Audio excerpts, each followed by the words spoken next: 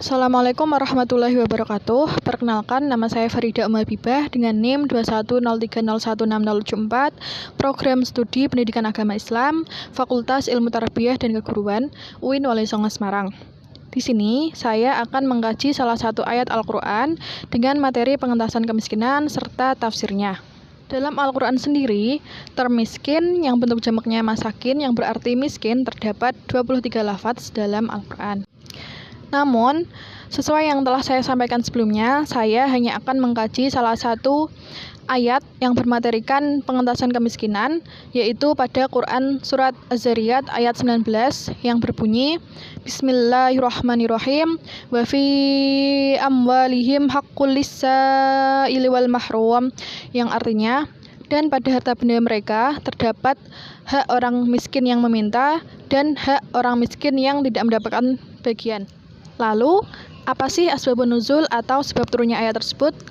Kali ini saya mengutip dari buku berjudul Asbabun Nuzul karya Imam Jalaluddin As-Suyuti.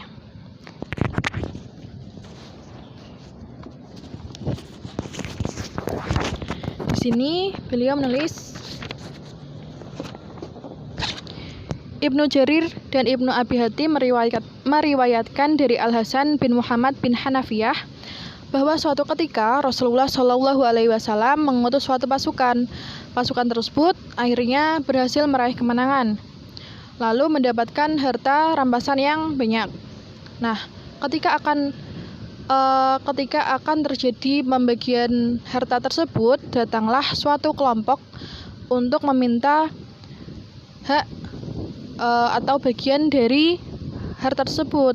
Kemudian tidak lama turunlah ayat tersebut, yaitu Quran Surat Az-Zariyat ayat 19.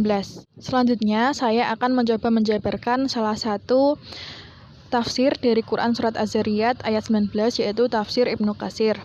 Beliau menyatakan bahwa setelah Allah Subhanahu wa Ta'ala menyifati mereka sebagai orang-orang yang rajin sholat malam, juga menyebutkan sifat terpuji mereka lainnya, yaitu seperti rajin membayar zakat, bersedekah, serta bersilaturahmi.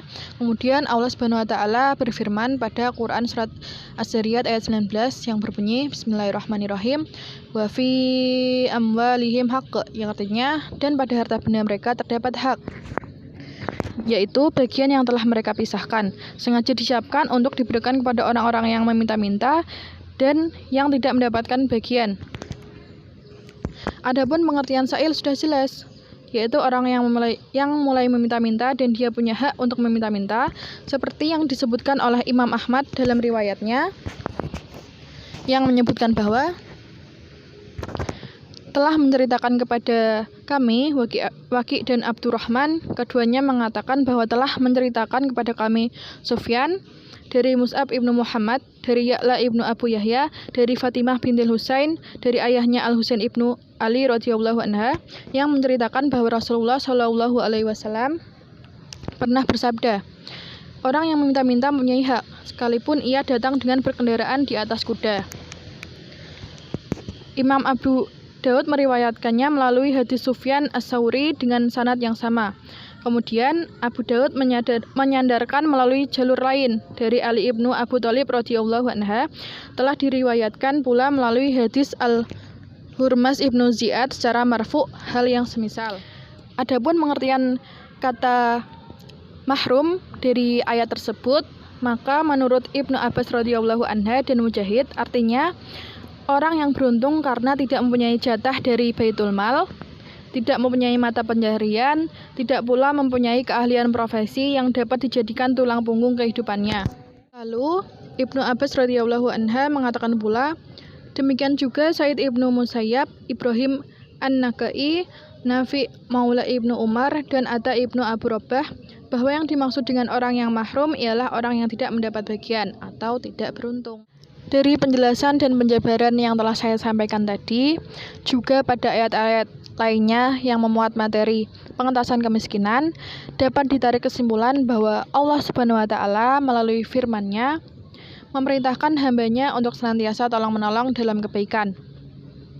Dan mereka yang diberi Allah kelebihan rezeki harus membantu mereka yang kekurangan. Bantuan itu dalam bentuk Bantuan materi di luar zakat. Demikianlah penjelasan ayat serta tafsir materi pengentasan kemiskinan yang insya Allah dapat digunakan sebagai pedoman untuk mengentaskan kemiskinan. Salah satu kewajiban orang yang beriman ialah ia sadar bahwa harta yang ada padanya hanyalah titipan yang dipercayakan untuk dikelola dengan baik. Pemilik harta itu adalah Allah Subhanahu wa Ta'ala. Sehingga ketika pemiliknya meminta untuk dikeluarkan sebagian guna membantu orang lain, maka ia tidak akan menolaknya.